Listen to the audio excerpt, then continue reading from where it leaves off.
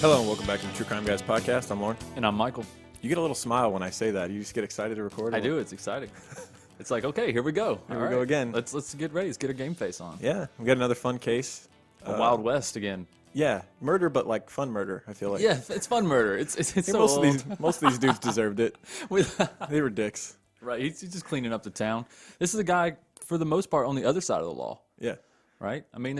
Technically, he did some stuff that was shady. I feel like but who didn't? To be a true lawman back then, you had to dabble in crime yourself early on. You know, to really understand it, and then you know the bad guys. You can sense them. Like, I was like you once. Now I'm gonna kill your ass. Right. Well, I feel like you have to kind of fight fire with fire during that time, or they're not going to respect you. Seriously. Yeah, you can't just go around just arresting people. You got to have that predator in your eyes. Yeah. You know, like when you look at Wild Bill. Right, because, I think it feels like the first thing people went to was pulling out their 6-shooter. That was like the first thing. There is no like slow escalation. Dogs sniff each other's butts. Yeah. Wild West, they'd pull out their They pistol. just pull out their guns, fire once at the ground. Right. It's a warning shot. Dance. Dance. Yeah, so we did one Wild West episode in the past. Yeah, Billy the Kid, right? Old BTK. Oh, yeah. The original BTK. Right. It's on Patreon. Yeah, that was a Patreon exclusive. That was really like one of the funnest recording sessions we had. Dude, I think it's really fun to talk about the Wild West. I think one of the most misunderstood people in the Wild West is Billy the Kid. I don't even think so. I think he has a good reputation, I think, for the most part. I think his reputation is not as good as you think. Really? Yeah. I think overall, most people have more of a negative thing. They kind of think of him as like that dastardly rascal. You know what I mean? Out causing trouble. But it's probably because of Emilio Estevez's depiction. Yeah, probably. In Young Guns, like he was kind of a dickhead. And Yeah. I just don't think Billy was like that. I don't think so like either. a nice boy. He did, and he was like a savior for the Spanish people too. Oh, he was, yeah. Yeah. Yeah, that was a fun episode. This one will be fun as well because like I said, it's like talking about the Wild West. It's fun. It is fun. It's fun. It's one of those things where you just kind of like you read about it, you study about it, and it just kind of takes you back, and you feel like you're there. You know. Yeah, and it's a time when I think everybody would like to get a glimpse into. I think that's why like shows like Westworld is so popular. Isn't Deadwood a show that's? I haven't seen it, but there was a town called Deadwood that we'll talk about in this episode, and I'm pretty sure it's similar. Oh, okay. I don't know. A newish show. I haven't seen it. Yeah, I don't keep up with all the TV shows, guys. I don't have time. There's so many. I don't have time. Yeah, it's just too much. I'm overwhelmed. Yeah. I've watched a few episodes of Ozark. It's fantastic. Oh, it is. It's like the new Breaking Bad, man. Yes, it's good. I'm like 3 episodes in, so no spoilers, man. Right. That is a great show. If you guys have not checked that out, and especially if you like Breaking Bad, right, check out Ozark. It's amazing. But I've been watching Zootopia and Secret Life of Pets 8,000 times. Been there, done that. That's right. Yeah. So you really getting those down, huh? Yeah, man. I'm studying those hard. So okay, good. All of your talking animal movies, you're an expert. Got them. Perfect. All right, guys. Let's dive in to Wild Bill Hickok. What better way to start this episode than a quote from Wild Bill himself? This is one of my favorites. It goes like this. It's a free-for-all, and I heard it said, you can bet your life. Stakes are high, and so am I. It's in the air tonight. James Butler, Wild Bill Hickok.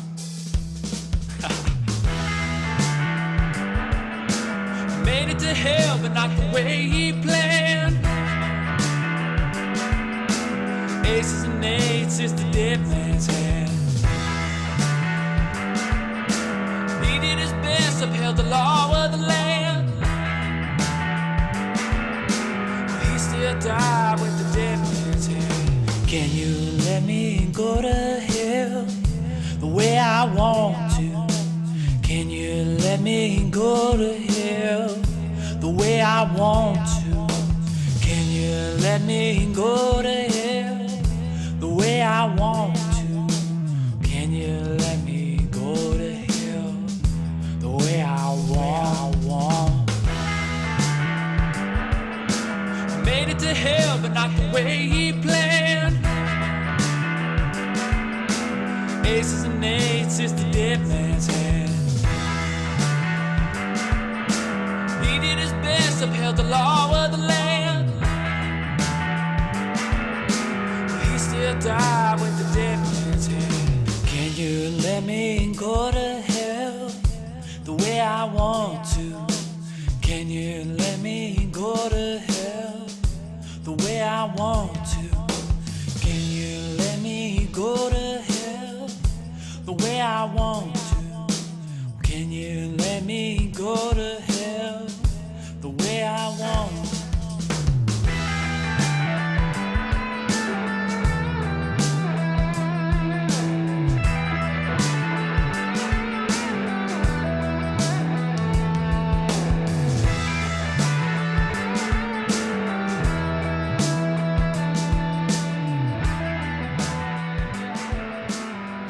All right, our case this week is none other than the infamous Wild Bill Hickok. We actually have a Wild Bill ourselves in Las Vegas. Wild Bill Carlson of the Golden Knights. Oh. And they have some things Right. in common. I can see why they call him that. Oh, do they? You know, like now that I've studied Wild Bill, because I've heard Yeah. people say, like, you know, William Carlson, he's not really like crazy. He's kind of like a quiet dude. He's just really badass at hockey. But Right. I kind of feel like that's kind of Yeah, they both kind of have that Teddy Roosevelt. they're quick approach. to shoot. They don't hesitate when there's a shot to be taken. That's Right. kind of Wild Bill's thing, man. He did not hesitate at all. Like if you threatened him, you're dead. All bite, no bark. Yeah. Wild Bill will Yeah, fucking he wasn't messing around. and he'll shoot the puck if there's an opening. I'm sure this Wild Bill would have too, man. Right? He would have too if it was different times. You know? And if you play poker, you may have heard of the dead man's hand, and that has been made famous by this man, Wild Bill. That's right. I was surprised to learn that. Yeah, That's so it's interesting. basically aces and eights of all aces and black. eights. So either clubs or spades, aces and eights, and then the fifth card is pretty much doesn't matter. It doesn't matter. Yeah. That's pretty cool though. That's the cards that he had in his hand when he was shot at the poker table, and that's like pretty much perfect way for him to go because he was a lifetime gambler and he was obsessed with gambling and drinking and Right. There's something poetic about it because it seems like that was like his only crutch. That Right. was his vice. Gambling was his well, vice. drinking too and killing people. Drinking was just how you He had a operated. few vices. Drinking was how you operated. It's the killing. true. The killing a lot of times was necessary, but the gambling, he just couldn't stay away from it. I feel like kind of how we talked about in the H.H. Holmes episode, how everybody's like was just jacked up because back in the day there was like no real doctors. Like everybody was kind of like, Everybody's self-medicating. yeah. So I Yeah. feel like you had to drink whiskey just to get through your day because you're just You got shit to do. you've had stuff happen. Like you're missing limbs probably, Yeah. or like your vision's going out, or What's like the doctor you're- going to do anyways? Light a candle and hold it up to your eyes? Blink for me. You know, like you just what the woke hell? up in the morning at 27 years old. You felt 80, and you're just like, get me some whiskey.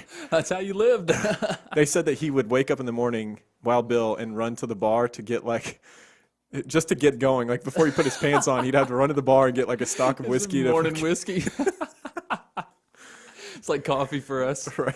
Just pour you a little shot of whiskey and get going. Yeah. The Wild West will forever be a fascinating time in human history. We all kind of, I don't know. I feel like everyone I know is kind of like got a little thing about it. Yeah, I think there is something. It's over romanticized now, Yeah. but who cares? It's fun. Yeah, it Right? still conjures up images of outlaws, gunfights, gamblers, and barroom brawls over 100 years after the West was settled. And Wild Bill Hickok was just one of the many infamous characters that made them a name for themselves in the Wild West. He claims he had killed no less than 100 men. However, all of them were either in self-defense or simply a man that needed killing. This is one of my Well, favorite things I've ever heard. That's a matter of opinion, but yeah. Like, But what's crazy how is can you he- say that? What's crazy is time and time again, he would be on trial for murder and They'd be like, self-defense. be like, you said that he threatened you, right? He said he called you a bird nose or something. All right, that sounds justified to me. They really did call him what? Say it so. Duck Bill? Yeah, Duck Bill. Yeah. Don't ever, don't insult his nose, man. Don't call You'll him end up Duck Bill, 6 man. feet deep. No. This is one of my favorite quotes that we've ever had on this podcast. It's from no other than Wild Bill himself, and one of the few quotes that I've ever heard him after studying. There wasn't a lot of quotes, but this one is all you need, really. This kind of tells you everything you need to know about his mindset. As to killing men, I never think much about it. I don't believe in ghosts, and I don't keep the lights burning all night to keep them away. It is the other man or me in a fight, and I don't stop to think, is it a sin to do this thing? The killing of a bad man shouldn't trouble one any more than the killing of a rat or an ugly cat or a vicious dog. An ugly cat. Oh, that's the only one that didn't do anything. Come on, Bill. Ugly cats didn't do nothing to you. They're just unsightly. I don't like the way he's looking at I me. don't want them running around. Rather have the rats than an ugly cat. To be fair, a lot of I feel like there was a lot of unjustified killing in Wild Bill. If you really think so? Yeah, I mean, Okay. just like an ugly cat, I feel like that's the way. Yeah, It I think was there's for a lot of times where he probably could have pistol whipped somebody, or he could have, shot him in the shoulder or somewhere where it wouldn't have been fatal. He's one of those guys But you he, just don't really want to insult publicly. It just seemed like if you spilled a drink on him on accident or you just looked at him wrong, Yeah, you better mind your P's. You might just want to turn around and walk away because if you Yeah, keep doing what you're doing, keep looking at him, it's not going to we're go well. looking at him. Just looking at him. Yeah. No, but during his heyday, he really did demand respect. Like when he went and played at poker tables and stuff, like he wouldn't sit with his back to any doors. You And had if- to. And if somebody was in a seat he wanted, he was just like, "Hey, I want that seat." And that was And they were like, proved to "Okay." be a good theory because in the end, the one time he didn't do that, Yeah, I think he was kind of losing his touch at that time, though. well, people no longer feared him. Yeah. That's what I Because mean. early on, he was feared for good reason, and when he would walk into a poker game, he could basically point at any guy at the table who was back was to the wall and say, "To give me your seat." Yeah, they would get exactly. up promptly and give him the seat. Right. In the end, he'd lost some steps. He was more folklore, and he was just basically telling stories, and we'll get to that. And that's That when happens somebody to got all him. of us eventually, right? That's when he got. Our light goes out. He got the better of somebody in a poker game, and then they had a great one-liner as they shot him that we'll talk about later.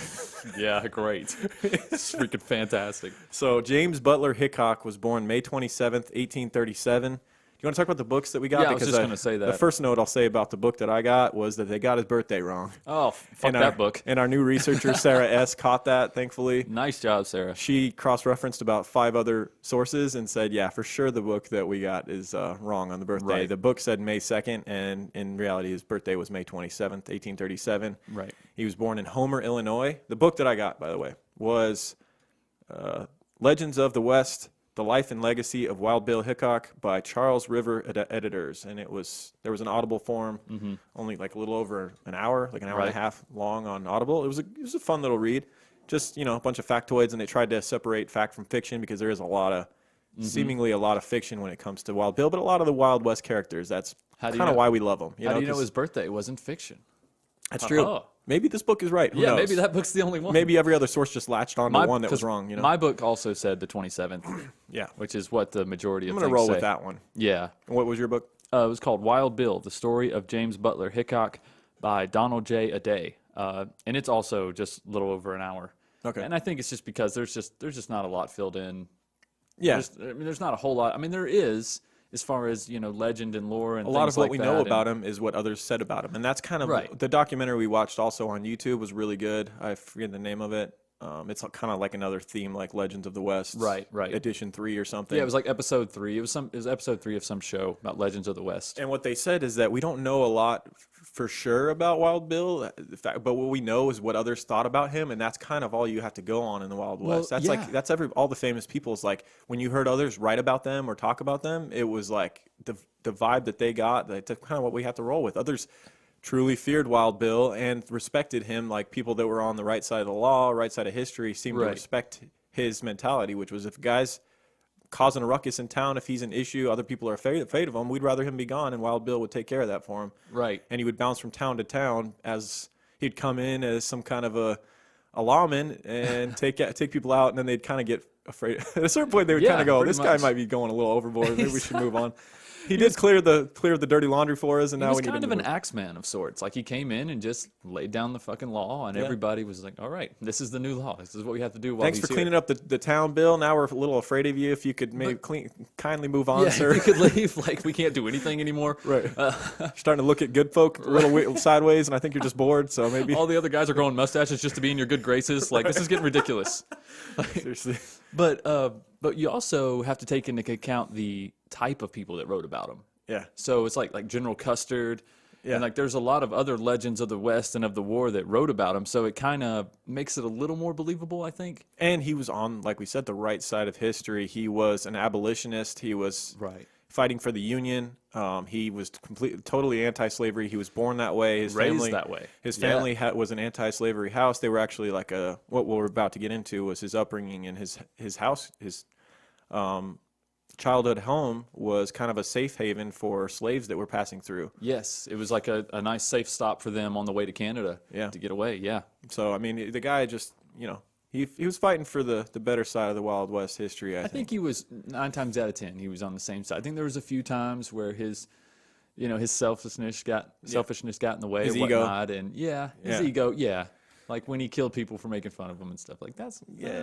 extreme, man. Sticks and stones, bro. Well, he was very different looking, but like the picture, like he was majestic, like a peacock or something. Like he Yeah. was like every picture of him you see, he's got this really like large, long nose, long face, and these flowing like wavy locks, and like he's always got his head cocked to the side. And you're long like, mustache. like Yeah. not traditionally a good-looking man at all, but he had a vibe to him where you're like, that guy's a cool-looking son of a bitch. He looks Tall like Alan and- Jackson in the 90s. Tall and lean, like yeah. We were talking about like who if you had to like make a movie about him because there was a Yeah. theatrical movie that you watched, right? And it was not very Hickok. good. It was the oldest Hemsworth brother played Hickok. It was awful.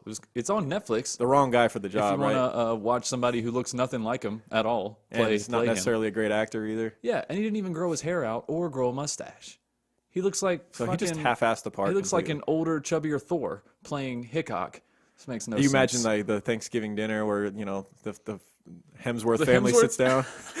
And the parents are like, "So how's Thor going?" And the other brother's like, "I played Wild Bill, right?" You guys always glaze over that. It's because I don't have a hammer. Right. We were talking about actors that could Yeah. play him. You said Alan Jackson. I Yeah. think that was spot on when you pulled up pictures of Alan Jackson. Yeah, younger Alan Jackson, like the 90s. I He could thought definitely play him. the dude that played Kylo Ren in Star Wars, He would be has great, like, a now. Similar Yeah. look, same build, same kind of nose and facial structure. Right. Good actor as well. Yep. Yeah, I don't know if Alan Kind of a Jackson can act crybaby or in not. Star Wars, but I guess that's the part he has to play. Yeah, he'd have to do completely different, Right. what do you call it, method acting for this Yeah. one. People that were also born on May 27th, Jamie Oliver, Celebrity Chef, and The Naked Chef. Never Oh. seen those shows, but Me I neither. hear good things.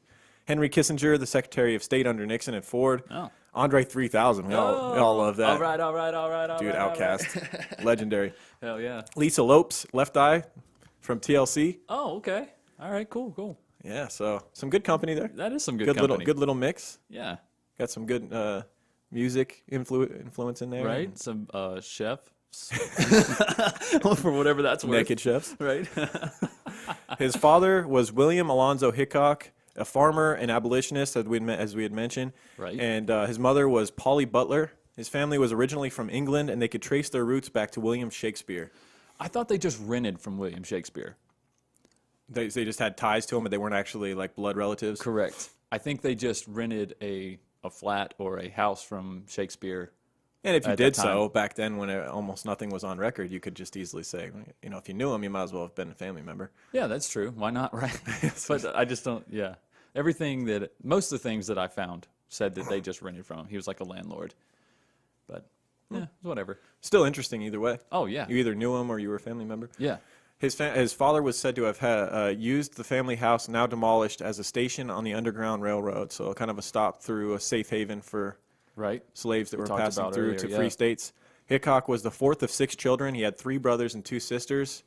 He was a good shot from a young age, was obsessed with shooting, always, and that's how he became such a stud marksman. Oh, yeah. And I loved his vibe with revolvers and the way, like he just, everybody had their own style. They had their own Right. style pistol. We'll get to the guns that he preferred. It was always a pearl grip. Yeah.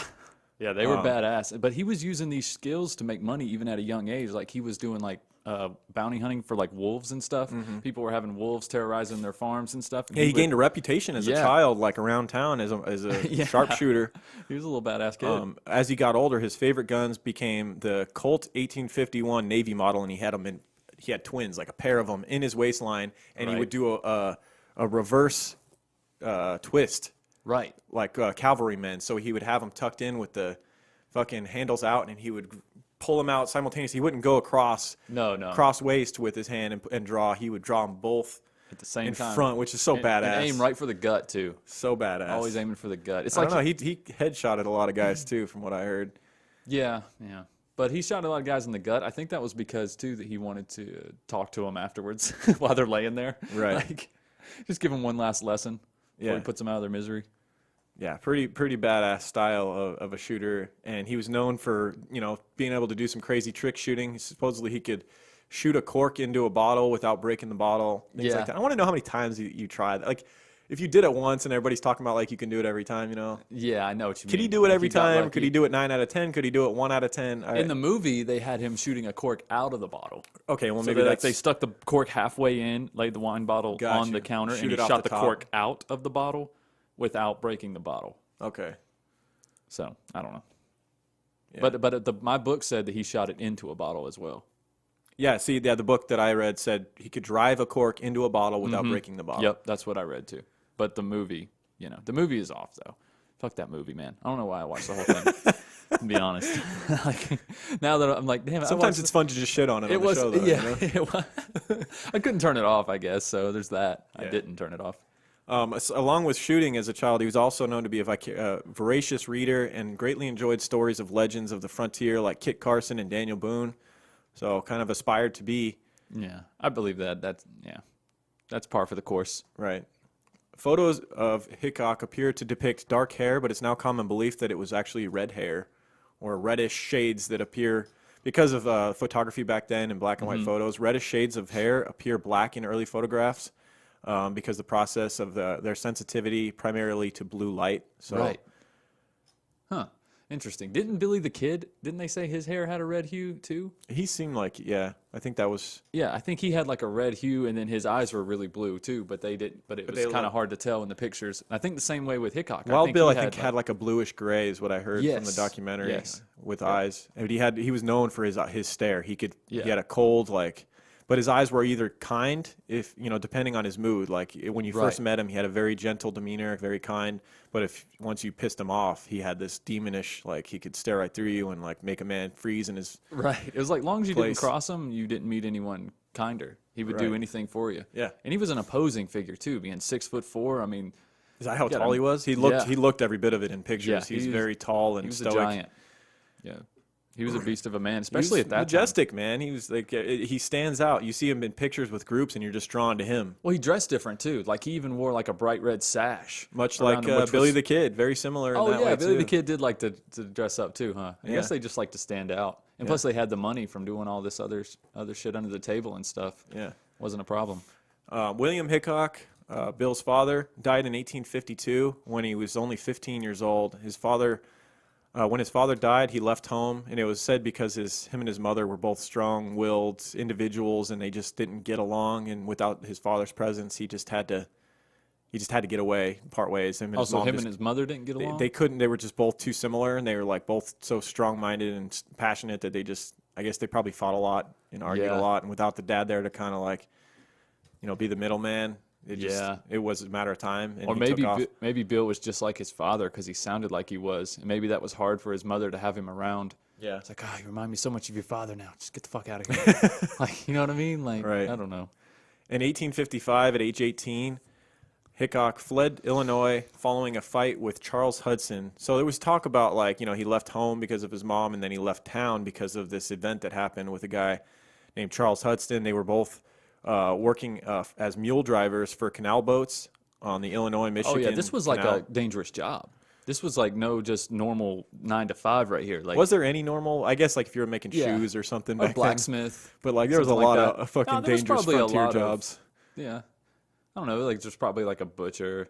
Yeah, or a you're right. taxidermist. Guy that makes gravestones and shit. Yeah, Guy yeah, that makes there's people coffins. who are The doing coffin it. guy's busy. The coffin guy is super busy. He's got and no the time doctor, for anything And the doctor. but making coffins. There's actually one line in the movie where the doctor says that. He's like, Bill, there's one thing guns are good for. And he's like, what's that? And he's like, business. right? Like, okay. Can you imagine if you're a coffin guy, like your things slow down, you start hearing gunfire, you're like, all right, start hammering, Hell let's yeah, fucking make all another right. box. Looking out the window, sizing up how tall they are, like, We're working today, fellas. Fire up the sawmill. yeah. So yeah, he was a mule driver along with this guy named Charles Hudson, and they just didn't like each other. And on one occasion, they actually had a physical altercation. A fight broke out. They were one of the rare times where it seems like Bill didn't just immediately go to his pistols. That's what I was thinking too. It must have been because they were near this canal. I don't know, maybe they had taken their pistols out. Maybe they're washing up or something. They get into this fight. They end up in the canal fighting, which is never a good thing. What could they possibly be fighting about in the canal? I don't know, man. It just What are you? Well, I don't understand. I don't think it's ever a good idea to fight in water. They weren't working together, right? They were driving separate carriages, right? Yeah. They were both separate mule drivers for the same company. Yep. And they just happened to meet up at this canal, and they start fighting. I pictured they were like washing up or something. I don't know. I guess this is how I picture it in my mind. And something goes down. Something You washing upstream from me, you asshole? right? Did you just piss in the water I'm washing in? It's getting mighty warm over here. I don't know. Like I'm just wondering, like what. what However, it causes went this? down. They end up taking the fight to the water, And Yeah. Wild Bill emerges from the water. He's not even known as Wild Bill yet, by the way. He's not even known as Bill yet. He's still James, but he Right. emerges from the water. And old Charles Hudson's nowhere to be found. He's underwater still. Right. And so Bill, thinking he had killed this man, thinks I got to get the hell out of town. I work for the same company. This guy's Exactly. missing now. We weren't really known to get along. So he flees Illinois. And he didn't really realize it, but Hudson had survived. He had made his way out of the water. Maybe he just swam underwater away because he was losing the fight or something. Yeah, and maybe. popped up on the other side of the canal. Or maybe he just got washed up on shore somewhere. Like you Yeah. see that all the time, at least in movies. I feel like most people would just die, hit their head on a rock or some shit. Right. Like, Never a good idea to get in a fist fight in water, I always say. Like, you're really not going to be able to. yeah. Especially not a cat's gonna be- canal where there's current. I feel like it's going to be the taller guy. I think that's probably why Wild Bill won. He's just hold the other guy down, underwater. Yeah, Just- probably. Punches are not going to do anything in water. You just. Yeah, it's mostly about waterboarding. I almost did. I Until tell they you give about. I up. almost got in a fist fight in water once. Did you? In the Colorado River, we went to do the Laughlin River Run. Yeah. And my buddy Adam listening to this will laugh because he was there, and I am not the best swimmer. And that current in the Colorado River is pretty fucking strong. Yeah. You should do the river run someday. It's fun, man. You Okay. all raft, like thousands of people raft down the river together on one nice. day, and everybody's hammered drinking, and it's just there's fights everywhere. Yeah, it sounds like a blast. And we went with some people that we really didn't know, and one of them was a douchebag, and he had been drinking a little too much, and somebody threw something and hit his girl, and he lost his mind, and he was like supposedly this badass boxer, this guy we were with. Oh, yeah. And so he's like ready to take on like 6 guys. Like, He thought it was you? no. The guy was with me, and he okay. jumped out and went after this whole group of guys, and you know how we are. Like, Yeah. I just met this guy, but he's in my group, so I Yeah, gotta he's go. in my group. I'm not gonna let him get beat up by 6 guys, so I jump out. Adam's jumping out. We're all like freaking nose to nose with these guys. We don't know. Literally, the water's up to our shoulders. Oh, shit. Strong That's way ass too current. high. I'm like, dude, I'm gonna die right now. I've Yeah. been drinking. I'm already like not a good swimmer. yeah, you're going to drown. Yeah, dude. I was like so glad that it got diffused somehow. Like we didn't end up actually going to blows because I was gonna drown that day. Yeah. That's probably 5 out of 6 of you were. That day was so crazy. Like we lost people on like in the sea of people. We lost one of our drunk females that we had to like go on a What happened hunt to her? for. She just like wandered off and got lost in the sea of people. Dude, it's Wow. be careful if you go on the Laughlin River run, dude. It's shit happens. Shit just happens. When you're drinking on a river, shit happens. Right. I think Makes that sense. should be a T-shirt. That should be. Shit happens when you drink on a river. The shit happens when you party naked. Yeah, right. Same thing. So yeah, Wild Bill fled Illinois following thinking that he had murdered this man in the water. James and his brother Lorenzo headed to St. Louis. So he ran off and his brother went with him. Right. St. Louis, Missouri, and shortly after they arrived, they got a letter saying that their mother, Polly, was sick. And Hickok thought that this was some sort of a ploy by either the police or by Charlie Hudson, the man he yeah. had killed's family, to try and get him to come back. At this point, he still thought Charlie was dead, so he would not go. His brother Lorenzo did return to Illinois, and James took a steamboat to Kansas. Now, if you're wondering about his mother and whether she was sick, I believe she was. However, she did, she survived this, and she ended up outliving her son. She ended up dying 2 years after Wild Bill, many years later. So was she really sick at this time? I don't know what could to never do. I mean, find it's that- plausible that she was. A lot of people got sick back then. Most of the time, they would die. When they got sick, it was like Yeah. a death sentence if you got sick back in the 1800s. But apparently, she made it through. I don't know. Maybe she just wanted her son to come home. I don't know. Yeah, maybe. What the deal maybe was. she just had a cold. She was just over-exaggerating, wanted him to come home. Right. So when Lorenzo returned to Illinois, James, Wild Bill, a.k.a. Wild Bill, took a steamboat to Kansas. At this time, there was the fertile land claim still going on, so he was trying to get his hands on some land and just probably wanted a fresh start. He was known to bounce around a little bit. Right. And Kansas was one of the few free states at the time because Missouri was still a Well, slave state. We'll and get into it. It was Kansas- complicated during Yeah. this time. In the 1850s, U.S. politicians attempted to better organize the center of the country. An example, Kansas and Nebraska. The Kansas-Nebraska Act was proposed, which would eliminate the Missouri Compromise from the 1820s, which the Missouri Compromise determined the north and south line between the states that were free and those that could have slaves. Yeah. It was their desire to maintain a balance of slave and free states in the Union. The Kansas-Nebraska Act proposed to eliminate the line between North and South and let the states vote for themselves if they wanted to have slaves, which brought on a lot of violence, as you can Oh, yeah. imagine. So, Yeah, like allowing absolutely. them to determine this, you had all these guys come in that were pro-slavery, pro-abolitionist. Because Missouri was mostly pro-slavery, and then like Kansas was kind of the other way. right. Kansas was the other way. So, but they're just right there. Because that's the So line. they That's were the line. worried- Like Missouri was on the line before. That was exactly. So now pro-slavery. Missouri pro-slavery owners or slave owners or whatever are worried about their slaves just running over to Kansas. They don't have to go to Canada anymore. They just got to go across the line. Yep. So this was like a big deal for them. Yeah, this was the standard in Kansas, and extremists from both sides moved to Kansas to sway the vote. This created a dramatic political tension and a lot of violence. Numerous attacks took place between two sides, and Missouri, who was a pro-slave state, tried to strong-arm Kansas into becoming a slave state as well. Now, this is where Hickok steps in and starts fighting, like truly fighting for the abolitionists. He joined General Jim Lane's Free State Army, also known as the Jayhawkers, which was a vigilante group active in the new territory, fighting off these, vigilant pro-slavery guys trying to come down and convert their state. This reminded me of kind of like the Rough Riders with Teddy Roosevelt and all that. Like it's kind of that same kind of cavalry. Yeah, gather up the horses. It's like a cavalry of all-star lawmen or whatever. Yeah. Yeah. While a Jayhawker, he met 12-year-old William Cody, later known as Buffalo Bill, who, despite his youth, served as a scout just 2 years later for the U.S. Army during the Utah War. So, and they would have a lifelong friendship, and Buffalo Bill would always speak very fondly, and like he really like looked up to Wild Bill. As Buffalo Bill did, yeah, as like a mentor, and like he had a quote that I wish I had typed up that was just spoke of him as if he was like this superhero almost, like he could run fast, jump high, which I don't really get that vibe from him, but I think maybe he was a kid and it's over-romanticized. Hickok was a little You know what I'm older, saying? and like he was just like, like your dad, you think he can lift the world. I think that's kind of how Buffalo Bill as a kid looked up to Hickok, Yep.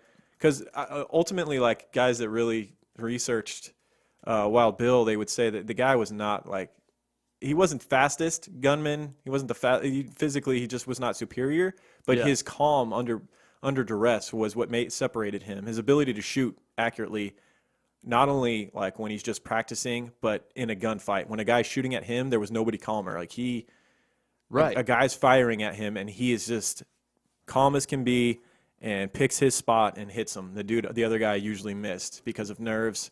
He had no nerves of steel. He just did not. And Wild Bill also care shot both guns at the same time too, so he had a higher chance, I think. And his hitting a pistols vital were area. said to have the certain pistol that he chose had like plumes of smoke that would fire off of him. So if he didn't hit with his first shots, That's right. I forgot about that. Yeah.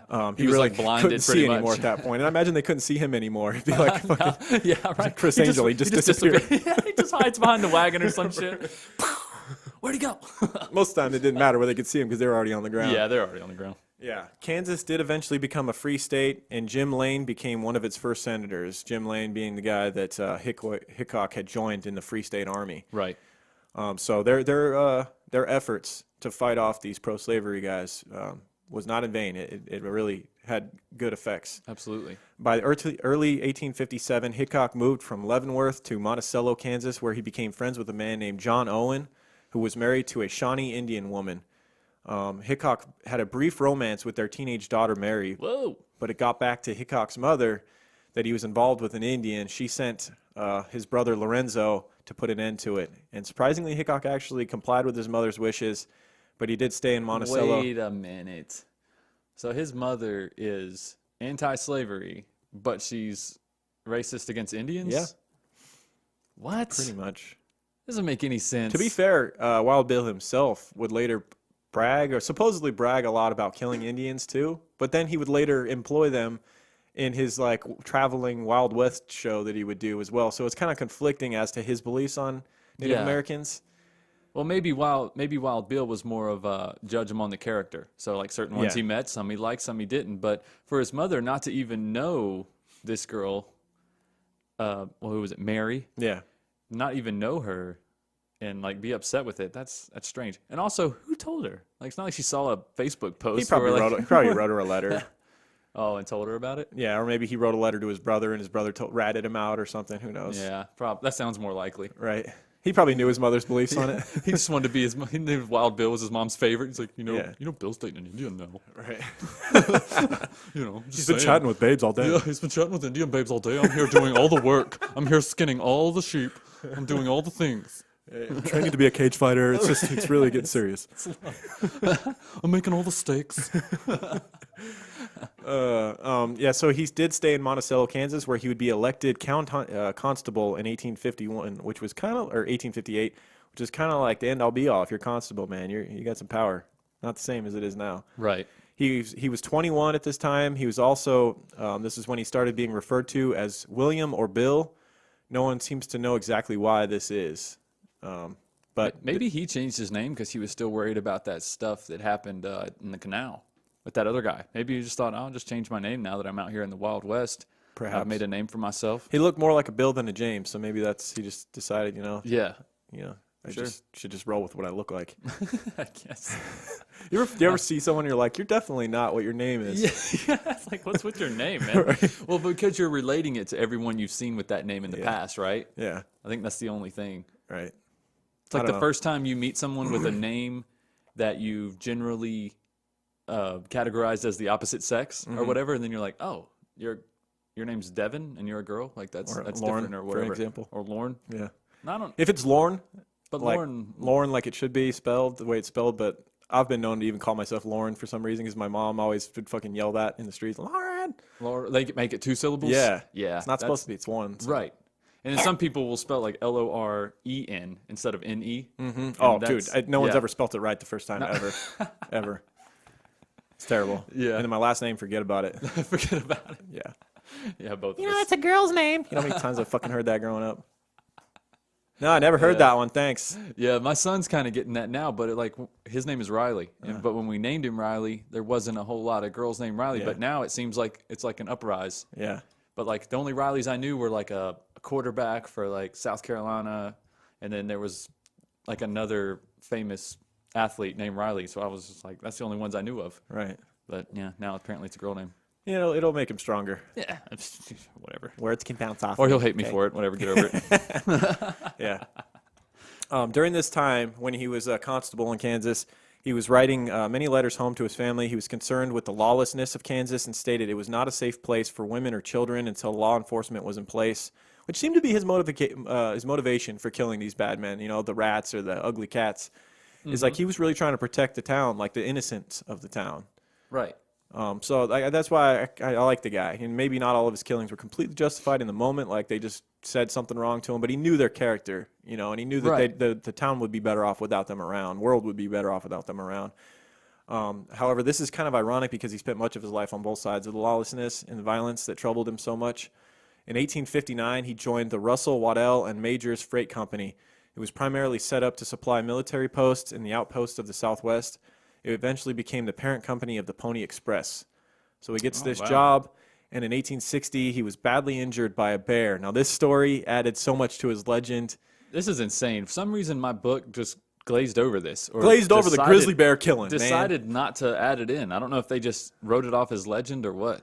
Now, the story, not everyone believes his story. Some people think that he embellished quite a bit. This was not in the movie either, which I found very odd. I'm like, if you're ever going to put a scene in a movie, You gotta have the Revenant Maybe they scene, just man, where he didn't- fights a bear. You gotta maybe have they that. didn't have the budget for a CGI bear. Right. So the way that my book broke it down, and you can believe it or not, but I tend to think that if you come across a grizzly bear, mother mama bear that wants to take you out because you're threatening her cubs, and you survive, this is the way it would go down. This sounds very plausible to me. Okay. If you're gonna kill a bear with just one man's gonna kill a bear, This is how it's going to happen? this is how it would happen. So Okay. supposedly in 1860, he's driving along this road in a wheeled carriage or whatever, and he comes across this grizzly bear standing in the road. It's a mama bear. There's cubs nearby. He gets off it's blocking the road, Yeah. and he gets out of his carriage and he walks up to it, and it's Yeah, this is like the worst idea. it's a bad idea. Why wouldn't you just like try to make noises from the carriage or like shoot off at it, shoot around it, something to scare it off? I don't think the bear was leaving because its Wild Bill's cubs like, were no, there. fuck this. I'm going to go. Get your ass off the track. It gave him a dirty look, Michael. Yeah, right. The bear talked some shit. He called him Duck Bill, and he's like, you son of a bitch. What did you say? So he pulls his pistol out, fires a shot into its head. But if you know anything about grizzly bears, they have an extremely thick skull, and Yeah. most of the time you shoot them in the head, it's not going through. Yeah, it's like throwing a marble at him. You know, pew! It ricocheted right off the bear's head. At which point the bear got on top of him and started to crush him. It's crushing him and mauling him. Hickok managed to pull, I imagine, maybe his other pistol or the one that he already had, Right. and shot the bear through its paw, wounding its paw. The bear's still on top of him. He then grabbed, if you've seen pictures of him, he was known to have a giant knife in his sachet, like Yeah. Crocodile always had Dundee another size fucking knife. Right. He then grabbed the knife. This shooting it through its paw may have gave it pause enough to where he could get to his knife. He then, while the bear was over him, slashed the bear's throat, killing it. Badass. Fucking badass, right? Bear esophagus wanna believe and it's blood true. all over your face, but who cares? I want to believe it's true. I want to believe he was covered head to toe in bear blood. Yeah, I think he was.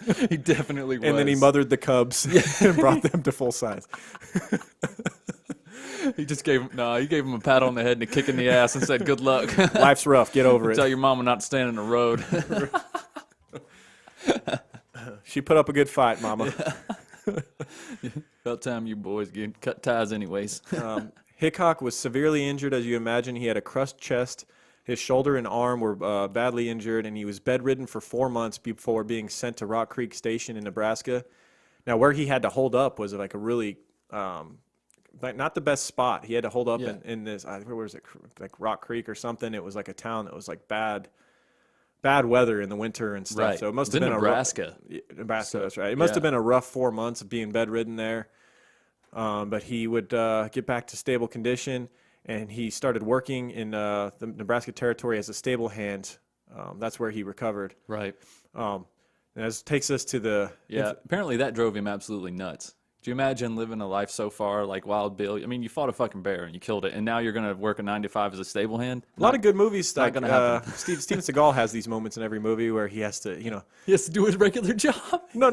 Where he gets beat down real bad in the beginning, right? okay, and then he has to recover on the ranch. Dude, all of And his he's movies like- are exactly the he's same. bedridden for a while. This is the Steven Seagal moment. He's They're all- bedridden for a while, and then Yeah. some woman is nursing him back to health because she's Yeah. like smitten by his handsomeness. Right, and his And ponytail. slowly but surely, like recovering in the farm, he starts beating up logs and shit. Yeah.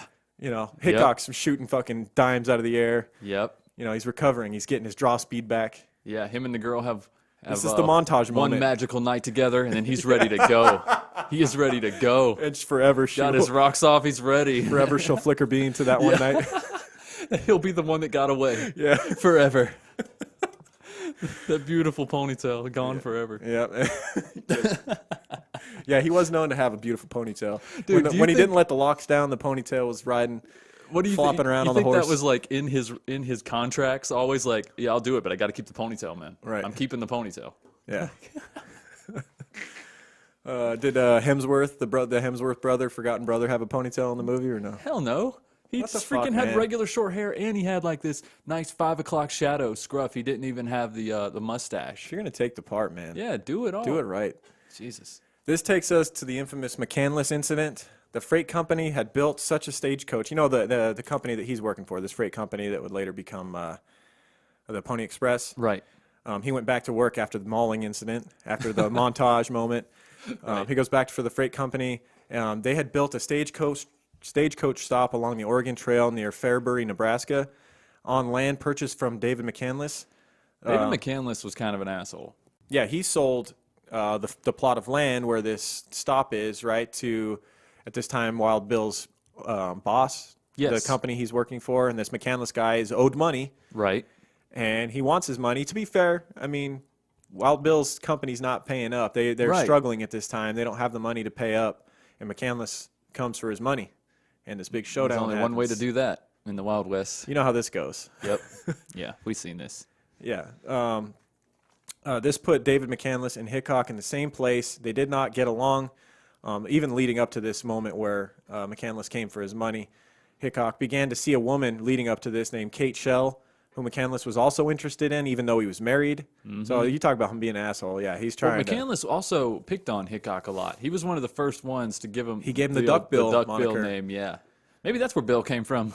And Bill later he didn't he grow the mustache because of this comment? Like he was a little insecure Oh, about shit, his yeah. duckbill nose. Because he said like his lips protruded a little bit or something, and he had a long nose, so they called it. So he was called him Duckbill. Yeah, maybe he did grow the mustache I because of think that. that's it was after this. Right. And he was like in his mid-20s at this time. So He he's fixed probably, the issue. He got rid of the guy that initially called him Duckbill, and then he grew a mustache, and no one would ever call him Duckbill again. All right. The freight company, as we'd mentioned, had fallen behind on payments to McCandless, which was not surprising given the fact that they were already in shaky financial situation when they bought the land for their stagecoach stop.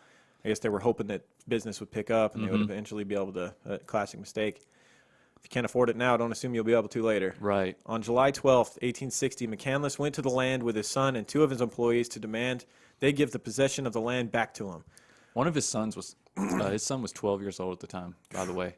He's putting him on the front lines. His son was like going around collecting money and shit at 12 years old. Different time. Yeah. You got to grow up fast back then. That's right. The superintendent of the ranch, Horace Wellman, refused and went back into the house when McCandless demanded they pay him. His daughter, Jane, remained outside to argue with McCandless over how he had spoken to her father. Not a good idea. No. Hickok appeared to take Jane's side, but soon he left to go get McCandless water that he had requested. So they're still somewhat civil, trying to work this out. Right. Hickok went back to the ranch house where the superintendent was getting a gun. So Horace Wellman is planning to protect himself and the stagecoach stop. A lot of these specifics are lost to history, though. Yeah, we don't really know what happened here. We just don't. This is kind of a fishy situation here. Yeah. But we know the outcome. Yeah, so Hickok then went back out to talk to McCandless, and shortly thereafter, McCandless was shot. It's not known, it's not certain whether it was Wellman or Hickok who shot McCandless. 2 of McCandless's employees were also shot, and 1 was killed when the Wellman's wife attacked him with a hoe. Damn. Fucking ruthless. Savage. How'd you talk to my daddy? Just killed him with a hoe? Fuck. Oh, God. Damn. Yeah, McCandless's son rushed to the side as his father died, and he claimed that it was Hickok who had killed his father. He also claimed that Hickok would have shot him had he not ran away. It's not clear whether McCandless and his employees were armed. I don't know if I believe that. I don't think Hickok would have killed that boy. No, I don't If he believe wanted that. to, he would have, right? Yeah. Like the boy wasn't going to be able to get away. Be dead. No, he didn't want to kill that boy. Yeah. Hickok, Wellman, and another ranch employee were all arrested. Not the daughter that killed someone with a hoe. Yeah. Come on, man. She's fine. She's They all stood trial in Beatrice, Nebraska, and claimed the shootings were in defense of company property. But is it company property if it's not paid up? You know, you're basically squatters at that point. Right? Yeah, I thought the same thing. The judge, however, dismissed the murder charges, which was a common theme in the West and definitely a common theme in Wild Bill Hickok's life, time and time again. He must have been charismatic into his own defense. Like, imagine him acting as his own lawyer. Yeah, he went in there, represented himself. Right. What I'm trying to figure out is, what does one have to do to be convicted of murder in the Wild Seriously. West? Or manslaughter. Why even have those things? I guess you had to murder someone in front of the whole town. Right. For no reason. No reason. Just walk up and shoot somebody. You had to not be that fearful of a man, because if you were that scary, you would fear for your own life, and if you came out and testified against him. Yeah. I'd imagine a guy like Wild Bill, even if he shot someone in cold blood in front of a town, which he did from time to time, he'd still get away with it, because no one would want to say, well, there was no self-defense there. Well, in they'd fairness, be afraid it wasn't like cold blood. It was usually somebody disobeying the law, Yeah. and then when he approached them about it, the glasses incident later on, the beer glass incident, or the whiskey glass incident at the bar. Oh, questionable. Questionable. Questionable. Okay. All right. Guy's being a dick, but I don't know if he's threatening anybody. We'll talk about that when we get to it. Right. Hickok subsequently visited McCandless's widow, apologized for the killing, and offered $35 in restitution. So he must have felt bad about the way it had gone down, obviously, and he felt to blame. $35 is a lot of money back then. It's over $1,000 in today's money. Wow. Yeah, that's. It's all the money he had with him. I mean, at it's the still time. not much for a life, but Right, it's no. better than nothing, I guess. Yeah. A random side note: around this time, Hickok was also referred to as Duckbill, as we had mentioned. Yep. For his long nose and protruding lips. This is when he then grew the mustache following the McCandless incident, and in 1861 began calling himself Wild Bill. I heard a little bit in the documentary about how he first got called Wild Bill.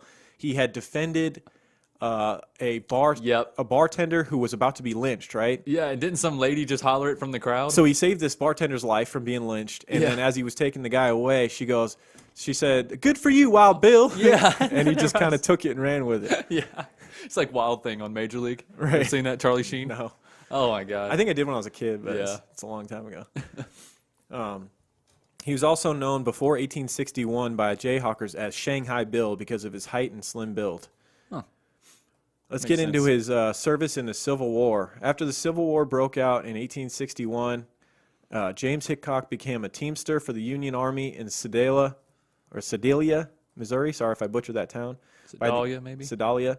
By the end of 1861, he was a wagon master, but in September 1862, he was discharged for unknown reasons. He then joined the General James Henry Lane's Kansas Brigade, and while serving with the brigade, saw his friend Buffalo Bill Cody, who was serving as a scout. You know, a lifelong friend. Yep, reunited Buffalo again. Bill, reunited. In 1863, he worked for the Marshal of the Southwest Missouri as a member of the Springfield Detective Police.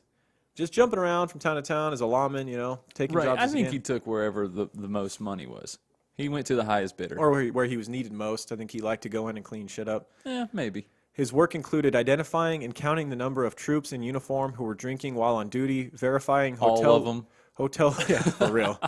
Verifying hotel liquor licenses, and tracking down individuals who owed money to the cash-strapped Union Army. So just almost like clerical work for the Union Army, helping in any Right. way he can because he got Debt discharged collector. from actual battle for whatever reason.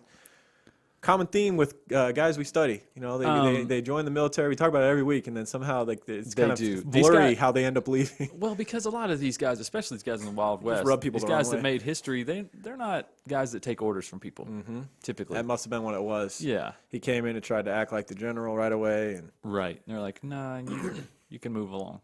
yeah, he's like, "Did you know I was a Jayhawker? I'm running this platoon. Get out of my way. Right.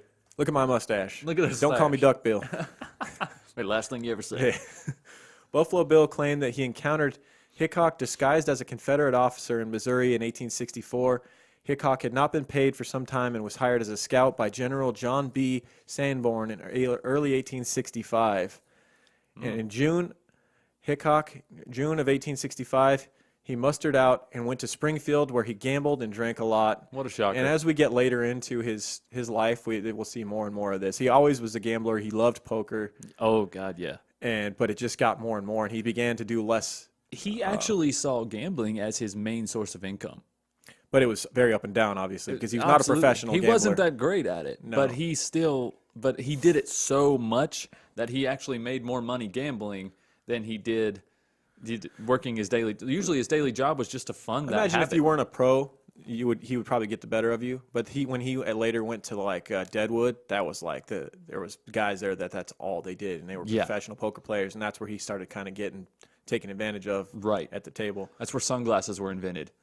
And then he was like, "What? I can see your eyes? Oh shit!" Right. No, I have no The idea. World Poker Tour. Yeah. That's where hoodies and sunglasses were invented. Seriously. You can't go there and play poker. Guys were vaping at the table. Yeah, Shit got serious.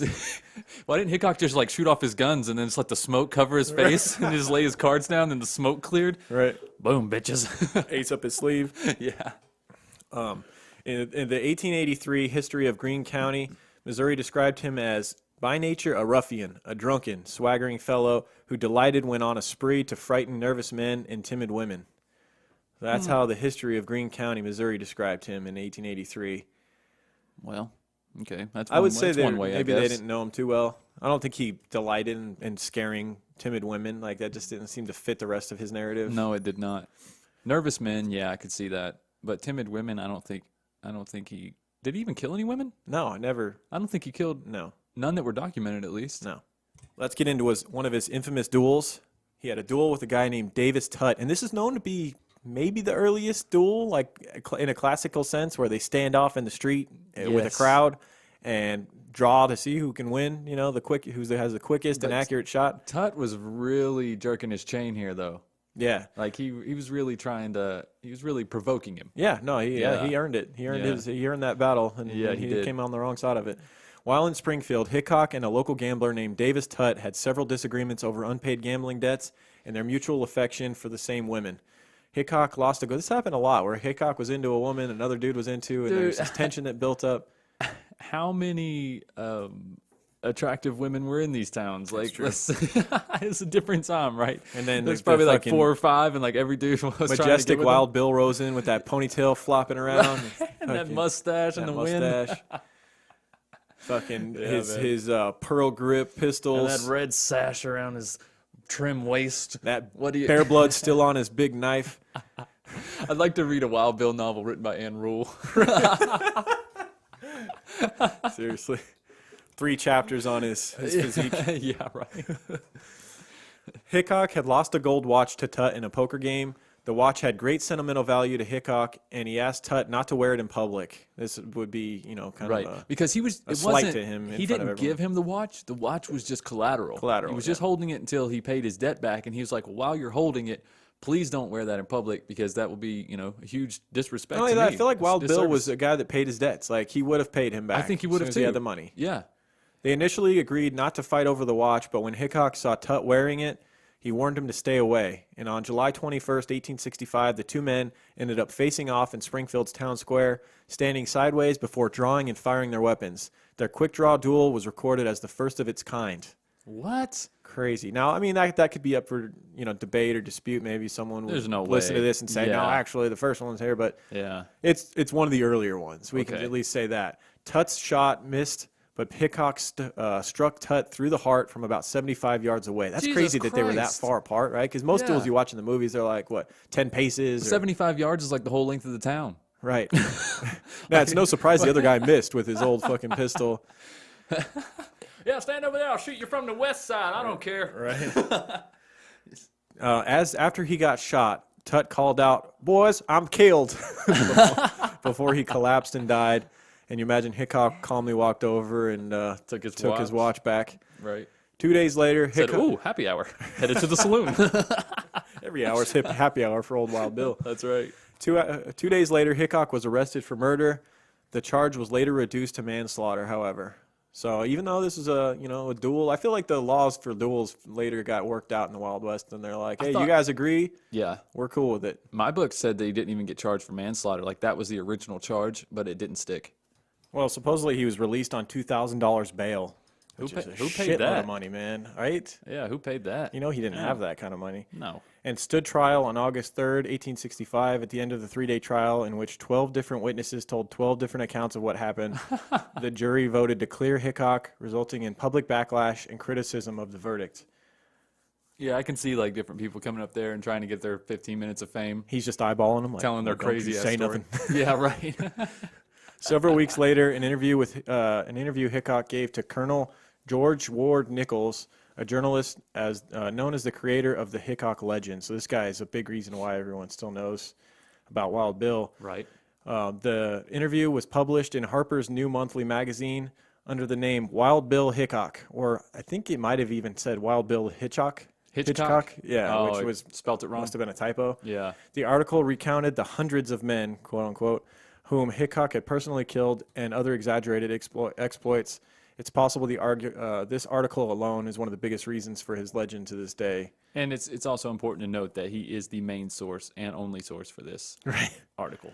So, Yeah, so the author really took his word for it. yeah, didn't do a whole He lot might of have been searching smitten around. by him and wanted to just believe everything he said, Just staring at his mustache the whole time, just writing. Wow. This article was controversial, whether Hickok was known, and several frontier newspapers wrote rebuttals.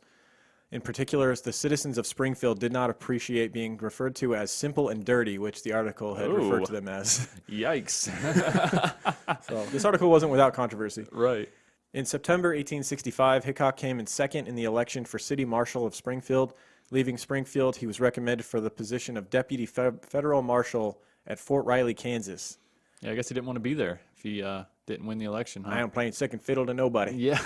There you go. This was during the Indian Wars, in which Hickok sometimes served as a scout for General George A. Custer's 7th Cavalry, a much-respected man, General Custer. Yeah.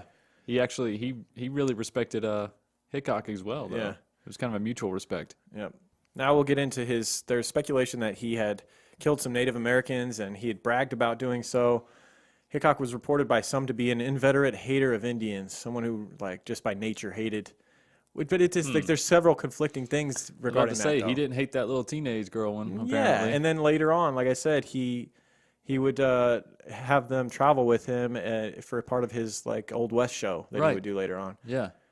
But it's difficult to separate fact from fiction, considering his recruitment of Native Americans to cross the nation to appear in his own Wild West show, as I said. So I don't know, man. Witnesses confirmed that while working as a scout at Fort Harker, Kansas on May 11th, 1867, he was attacked by a large group of Indians who fled after he shot and killed 2, which that would be him just defending himself if they attacked him. So Right.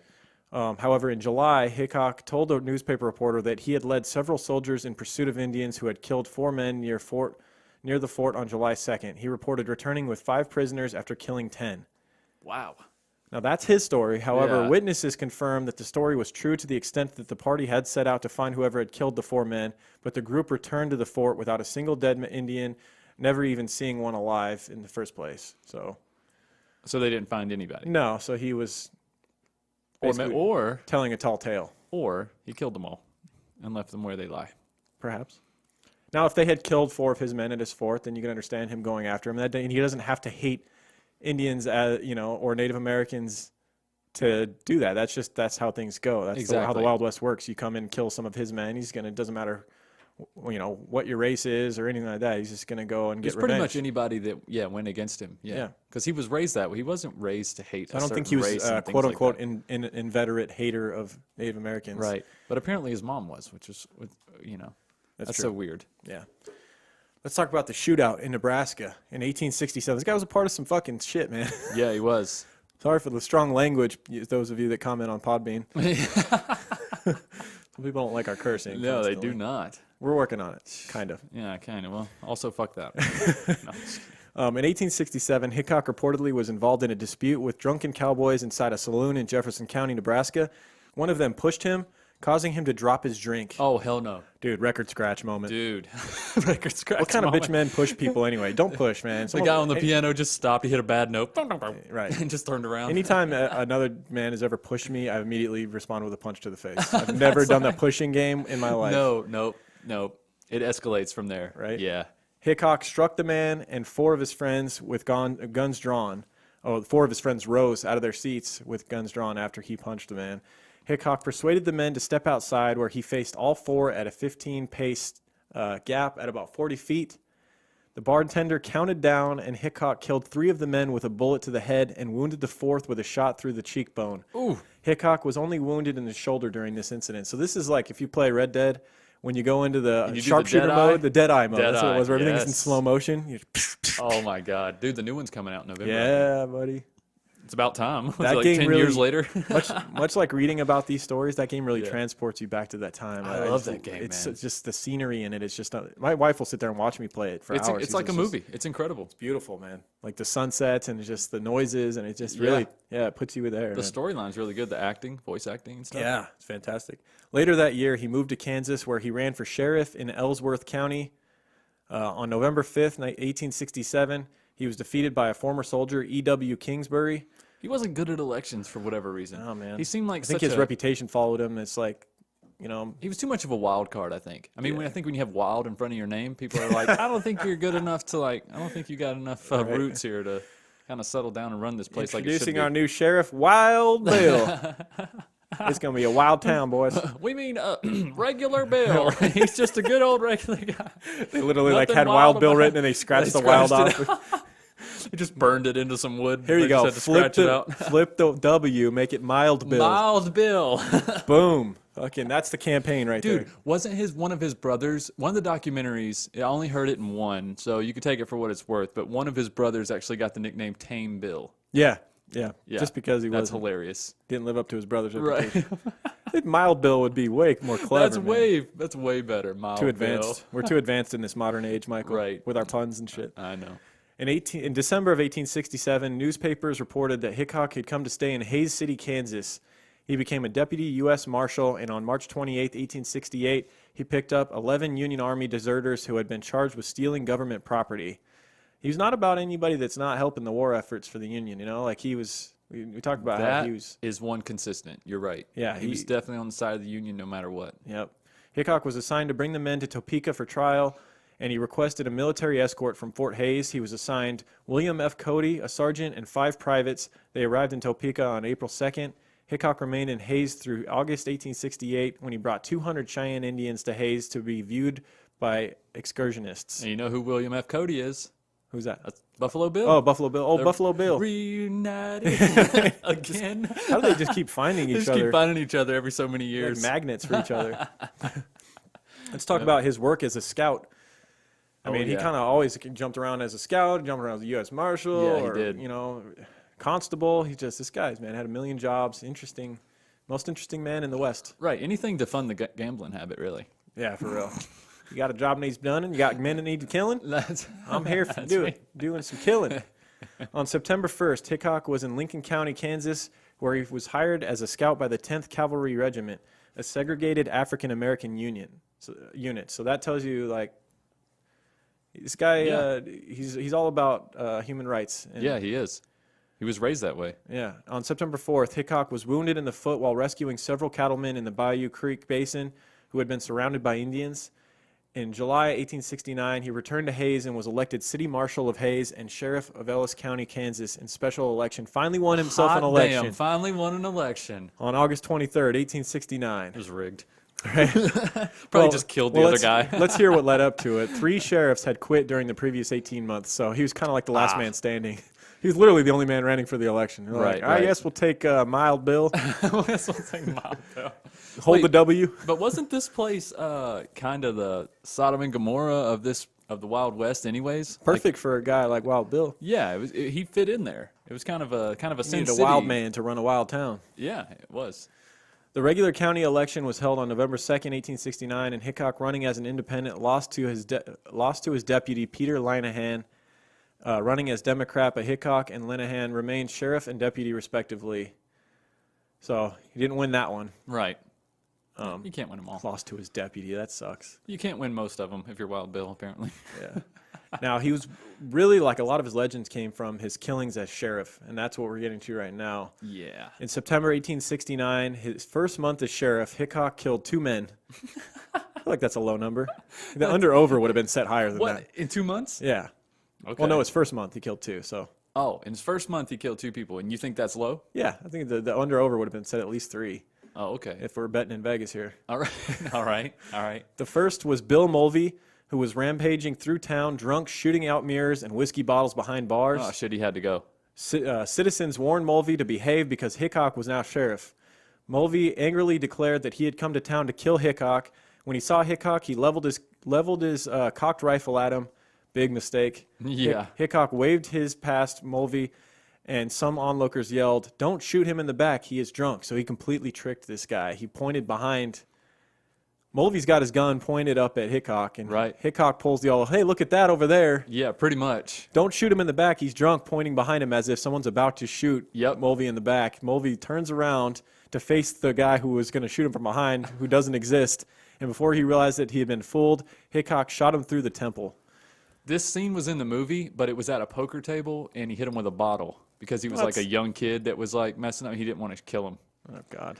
Yeah, hit him with like a Scotch bottle, knocked him out. Lame. Yeah. The second man he killed in the first month was Samuel Strawhoon, a cowboy who was causing a disturbance at 1 a.m. in a saloon on September 27th. When Hickok and Linehan went to the scene, Strawhoon made remarks against Hickok, and Hickok killed him with a shot through the head. Well, there you go. Shut your damn mouth. Jesus. That's what I'm saying. Some of these, I mean, I guess when you're sheriff, it's really you can pretty much get away with murder, literally. Yeah. But I think he kind of took the approach like, if you come in disturbing the peace, if I'm going to kill you. If you come in hot like that, then you're going to set the tone.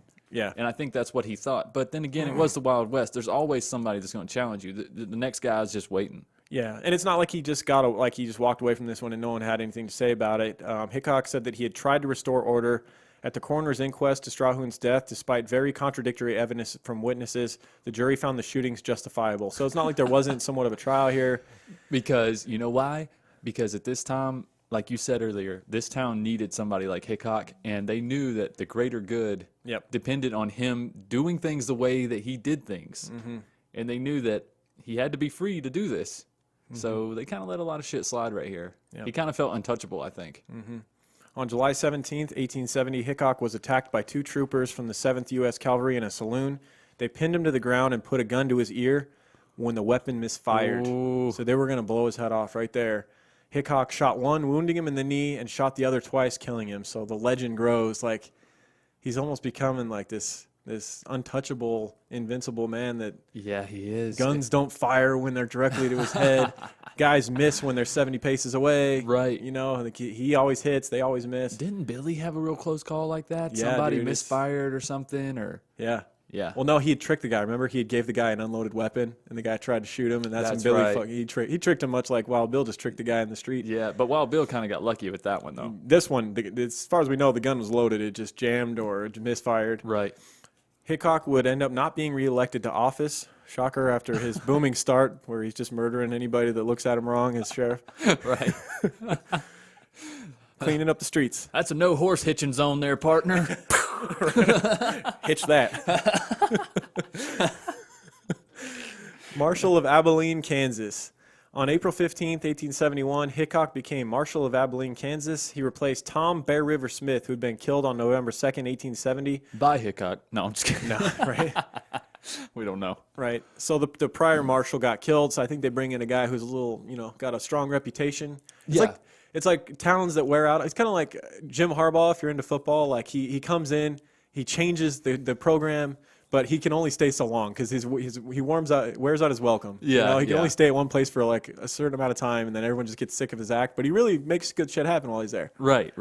We're wondering when his welcome's going to run out in Michigan. He usually lasts a couple years somewhere, and then he's out. Oh, yeah. I feel like that's how it was with Wild Bill. It's like he comes in, they need him. They come Yeah. in, they bring him in because like we need something to change this culture here. Like They're people are desperate. running wild. They're Yeah, desperate.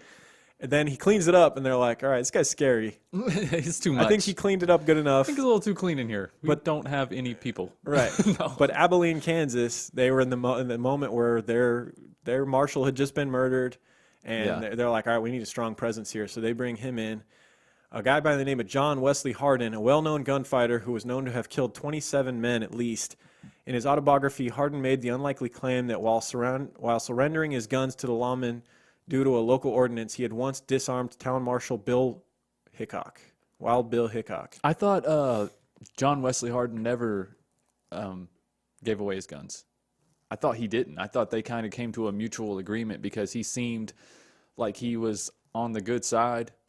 For whatever reason, honestly, I think. Well, that's what Hardin is saying, is I that think Wild Bill Bill tried to get him to hand over his weapons, and in turn, he made Wild Bill turn over his weapons. This is his autobiography, so he's kind of, in a way, bragging about how he disarmed the famous Wild Bill when he was.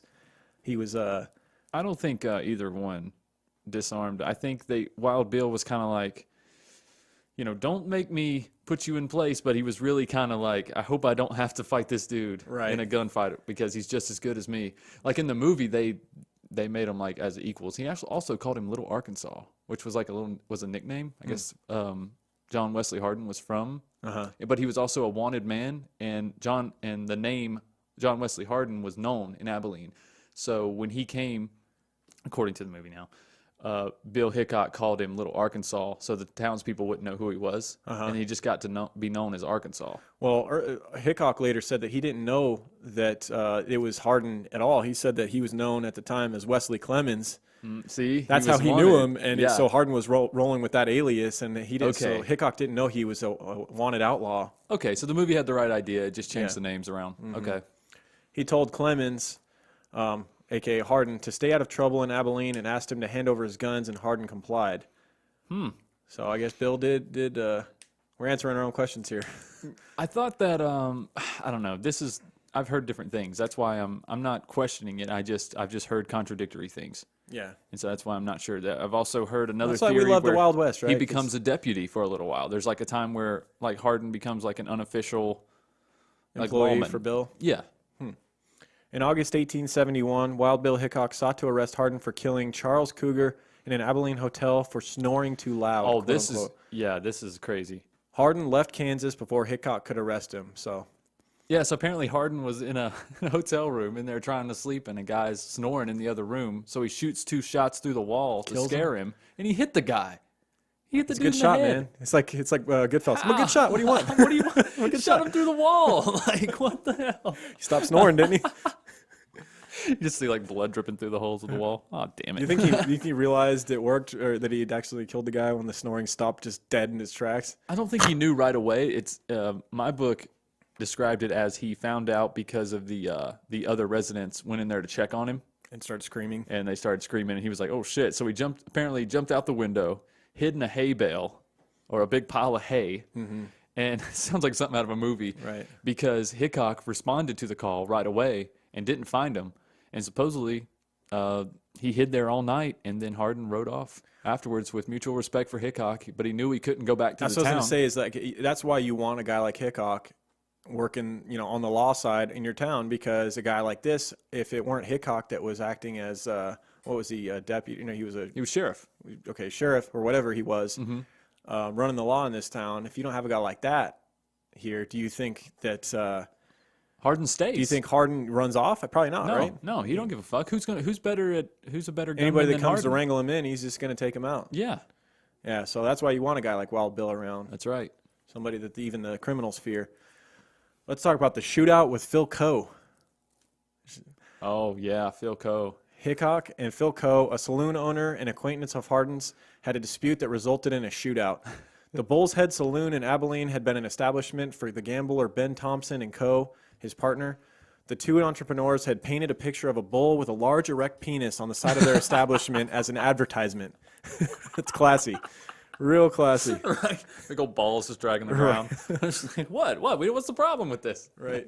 Citizens of the town complained to Hickok, who requested that Thompson and Co. remove the bull. They wanted the genitalia painted over. That's what they wanted, because it was like on a sign. So Right. they wanted they just wanted it painted over. It's just a funny argument, though. It is. It's a super funny argument. Really, when you think someone's life was taken after this, like it's on his gravestone, like, he really should have just removed the big dick off the wall. Instead of being a big dick. Right. And They, of course, refused to remove the large bull erect penis from the establishment, so Hickok altered it himself. Infuriated, Thomas tried to incite John Wesley Hardin to kill Hickok by exclaiming to Hardin that he's a damn Yankee, picks on rebels, especially Texans, to kill. So he's saying that Wild Bill's trying to entice them into fighting with him so he can kill him. And they need James Hardin, who's the only guy who's his adversary in battle that can actually maybe win a gunfight against Wild Bill, right. to fight him. Hardin was in town under his assumed name, Wesley Clemens, but was better known to the townspeople by the alias Little Arkansas, as you talked about earlier. He seemed to have respect for Hickok's abilities and replied, "If Bill needs killing, why don't you kill him yourself?" Yeah. Now, this was all in the movie. This was all pretty accurate here. Yeah. Coe was played by Trace Atkins, the country No singer. way. Honky Tonk Badonkadonk. That's who played him. Yeah. I could picture the bar that he was doing the honky tonk a donk dance in, having a big erect bull dick on it. He really wasn't that bad. He Honky-tonk. he really made you hate him. Yeah, Nice. he was an asshole. Yeah. Yeah, so hoping to intimidate Hickok, Coe allegedly stated that he could kill a crow on the wing. Hickok had one of his classic Coe replies. wasn't that good of a gunsman. Hickok had one of his classic replies, and one of the very few quotes we get from him. Here we go. His supposed retort was one of the West's most famous sayings: "Did the crow have a pistol? Was he shooting back? I will be." Oh, That's a good point, man. That's a great point. Like a lot of I saw that when I used to train martial arts. Guys would come in after a few weeks of hitting the bag, hitting pads and stuff. They'd be like, right. You'd see like this. I'm badass now. Yeah, I'm badass. As soon as they start That sparring, bag ain't hitting back, bro. as soon as they start sparring, all of the form goes out the window. They're just flailing, like just the bag don't hit back, man. As soon as someone's throwing punches back at you, it's a different Yeah. story. Oh, yeah. And that's when Bill Hickok was the best. Is when bullets were flying at him, he was zoned in. Absolutely. On October 5th, 1871, Hickok was standing off a crowd during a street brawl when Coe fired 2 shots. Hickok offered him to be arrested for firing a pistol within city limits. Coe claimed that he was shooting at a stray dog and then suddenly turned his gun on Hickok, who fired first and killed Coe. It's over. Hickok caught a glimpse of someone running toward him and quickly fired 2 more shots in reaction, accidentally shooting and killing Abilene Special Deputy Marshal Mike Williams, who was coming to his aid. So this guy came around the corner real quick as Hickok was firing at Coe and kind of like ran right between the bullets. Something that the movie brought up, and they made a big deal out of it. That's why I couldn't find any information about it any other way. But apparently, in his later life, especially around this time, Hickok was having problems with cataracts in his eyes. He was starting to get like this gray haze. Mm-hmm. That's why a lot of people started to describe his eyes as gray. Yeah. And it really affected his sight at night. Mm-hmm. Like in the moon, dude couldn't make out anything. So if this battle took place even at dusk, he was at a huge disadvantage. And if he heard that, because as one sense goes, your other senses get stronger. Right. So he would hear the footsteps and then turn around and probably not be able to make out even the face of his deputy. Oh, you're in the heat of battle, man, and someone's running at you. You can see that mistake being made. Exactly. And this event would go on to haunt Hickok for the rest of his life. his reputation would follow him, as a guy who killed an innocent man during this battle. Yeah, he never recovered from this. Right. Hickok was relieved of his duties as marshal less than 2 months after that's what he was being marshal. He wasn't. And when sheriff after this happened, he also shut down a lot of the main businesses in town because Coe owned a lot of them. Oh. Coe was like a big business owner. And so like geez. once Coe was dead and then once he killed this other guy, he was like, this town can't live like this anymore. Like this is too wild. This is crazy. So he shut down the brothels. He shut down a lot of the bars and stuff, like restricted the kind of whiskey they could have. And it was just too much. And the townspeople all turned against him. So he resigned. Right. He was kind of made to resign though. And that was kind of like his last, big hoorah as a lawman and all that. And his life kind of took a turn for the... We're downhill right here. Yeah, this is where he gets to his later life, women, drinking, and gambling. Yeah. Something he always did, but he pretty much just became his entire life after He used to this. sprinkle it in. Now it's the main course. Right. Yeah. Hickok, sensing an opportunity to cash in on America's fascination with the West, took up an offer to stage a buffalo chase in Niagara Falls. He recruited Indians to accompany him to Niagara Falls and loaded 6 buffaloes on a train for the show. The outdoor demonstration was called the Daring Buffalo Chasers of the Plains. Since the event was outdoors, he could not compel people to pay, and he lost money in the end. He ended up having his cowboy hat or whatever. He passed around a hat for donations. Yeah. And, could you imagine people just standing out looking at, did you pay, sir? No, I did not. Could you please turn around? Right. Could you please turn around? Seriously. Carry on. This is not a free show. Yeah. However, he did inspire someone that keeps reappearing in this. Buffalo Bill Cody was at the show. Hot damn. And used Hickok's style of dress and elements of the show to create his own Wild West show. Basically just ripped him off. Yeah. Which was an infamous sensation for several years. After the show ended, Hickok was arrested several times for vagrancy, despite earning a good income from gambling and displays of showmanship. Only a few years earlier, he became quite destitute. In 1873, Buffalo Bill Cody and Texas Jack Omohundro, Interesting. I probably said that totally wrong, invited Hickok to join their troupe after their early success. Hickok did not enjoy acting. He was terrible at it. Yeah. By all accounts, he was a terrible actor. And he was playing himself. Probably way too self-aware. How you bad at playing yourself? Yeah. He often hid behind the scenery. In one show, he shot the spotlight when it focused on him. His favorite thing to do during these plays is he would shoot blanks at the actors, and they're like, "Please stop doing that. You're scaring the shit out of these Indians." He's like, "Nah, we'll never stop." Right, he's just sitting there drunk as shit. He's just dance, Indians. Yeah. The blanks that he was firing at these people, it's not like they're not doing it. They're causing serious burns to the men and often cause the show to end abruptly. Way to kill the fucking vibe, Bill. He don't care. He's just an asshole. He's dealing with killing his friend. You know what I mean? It's just such a downward slope right here. He was released from the group after a few months. Let's wrap up the show talking a little bit about more of the end of his life. Some marriages that he got into. Bill Hickok met Agnes Thatcher Lake in 1871 when her circus had passed through Abilene, Texas, where Hickok was at the time. Agnes was the proprietor of the circus who had taken over when her first husband, also named Bill, had been killed. I just think it's time to move on from Bill. Agnes, you're going to go find yourself another Bill, and a wild Bill at that. Yeah, wild Bill. Their paths crossed again in 1873 when her circus passed through Rochester, New York. Hickok was also there during his brief tenure as an actor. Very brief. Right.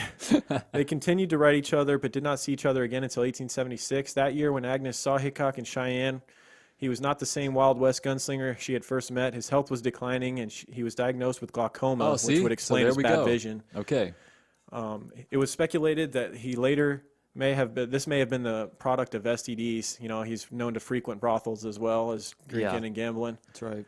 Whatever the reason, it was clear Hickok's gunfighting days were over, which made the prospect of marriage much more enticing to both of them. Wasn't she quite a bit older than him? She was 11 years older. Okay, yeah, I thought so. I'm pretty sure that she was, Agnes was 11 years older. Hickok lied on the marriage certificate and said that he was 46, but he was actually only 39. But I'm sure he looked every bit of 46. Oh, I'm sure. The life he had lived. Hell yeah. Eyes getting glossed over at this time. Man, 39? And he's already got like glaucoma and all this stuff. This is funny. The minister, when performing the wedding ceremony, made a notation in his records that said he didn't think they meant it when they said their vows. No, it seemed like more of a partnership at this time. It's like, I ain't got nothing left. You ain't got nothing left. Let's just have nothing left together and just kind of help each other out. Right. You know what I mean? They spent their honeymoon in Cincinnati visiting Hickok's new in-laws. Agnes stayed there as her daughter was due to give birth to her first grandchild any day. Hickok caught a train back to Cheyenne before heading out west to seek his fortune in the gold fields of South Dakota. So he pretty much just ran out on his marriage. Yeah. Martha Jane Cannery, known popularly as Calamity Jane, claimed in her autobiography that she had married Hickok and had divorced him so he could be free to marry Agnes Lake, but no records have been found to support her account, and she was known to be a bit of a tale teller. Oh, really? A little bit of a liar, yeah. I wanted to do a case on her, but I couldn't find an audiobook, man. Really? Yeah, maybe if we find one, or if we have time to actually sit down and read a book. Yeah, we could do Calamity Jane. She was a very interesting character of the Wild West. Oh, what's the other one? Kissing Kate, I don't know. or Barlow, or isn't that based on an actual outlaw? I don't know. They briefly touched on it, like in the movie Holes. Oh, okay. But I think she was a real outlaw, Kate Barlow, I think. Yeah, there was some female outlaws back then. That would be Calamity cool. Jane being one of the more popular ones, and she claimed a lot of tales about Wild Bill, but a lot of people that were there at the time say that Bill wasn't really interested in her, So. Well, let's make one of those our next Wild West one. Then. Yeah. We'll do it on down the road a little bit. And it's time to get to the unfortunate death of Wild Bill Hickok. It was bound to happen at some time. One of these guys was going to get him. That's right. On August 1st, 1876, Hickok was playing poker at Nuttall and Mann's Saloon in Deadwood, Dakota Territory. Deadwood was an interesting place, man. We should check out that show, Deadwood. I'm pretty sure it's about this town. It was an interesting town because it was different in that it wasn't technically supposed to be a town. It was never supposed to be. It was Native American territory, and the U.S. government wasn't allowed to have it. They'd designated it Native American territory. However, people just kind of, because there was mining there, the people just kind of moved in. They just kept colonizing there was no laws could be enforced because it wasn't U.S. territory. It was just lawless town. So just another territory that we just took from Native Americans. Right, and all the roughnecks, Gotcha. of course, moved there because it was, in fact, lawless. Mm-hmm. And Wild Bill gravitated towards it. It was not an official U.S. territory, and no such laws could be passed there. It was an unruly place where Hickok felt in his element. It probably felt a lot like early days of Abilene for him. Mm-hmm. Remember how he said it was like a Sin City there for them. Yep. When a seat opened up at the table to play poker, a drunk man named Jack McCall sat down to play. McCall lost heavily. Hickok encouraged McCall to quit the game until he could cover his losses and offered to give him money for breakfast. What a nice guy. Yeah, really. Although McCall accepted the money, he was apparently insulted. The next day, Hickok was playing poker again.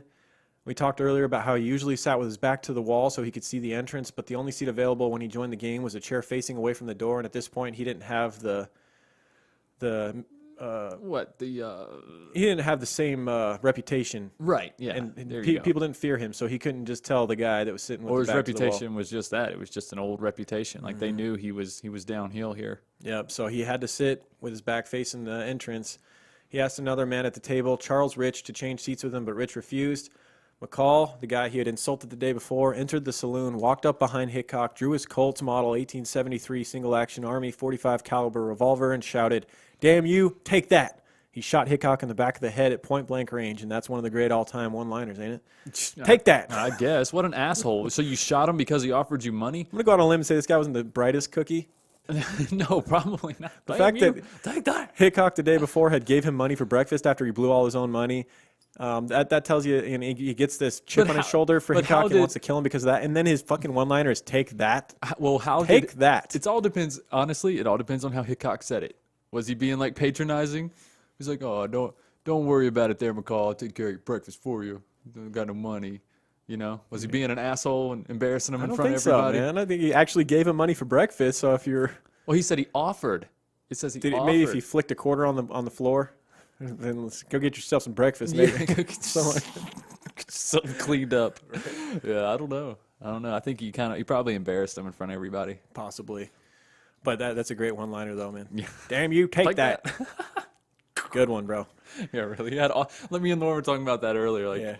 How he had all the time in the world to think and of that's something. what he said. Right? I mean, he did it the next day, right? He did it the next day. He could have played on the breakfast thing, get yourself some breakfast. I would have wrote down a whole bunch of different stuff. Right? Tried really it out, worked out my routine. Practicing in the mirror. Right? Seriously. Wow. Hickok died instantly. The bullet emerged through Hickok's right cheek and struck another player, riverboat Captain William Massey, in the left wrist. Hickok may have told his friend Charlie Utter and others who were traveling with them that he thought he would be killed while in Deadwood. and his premonition became true. And that's how the dead man's hand came to be. Hickok was playing 5-card stud when he was shot. He was holding 2 pairs, black aces and black eights, as his up cards.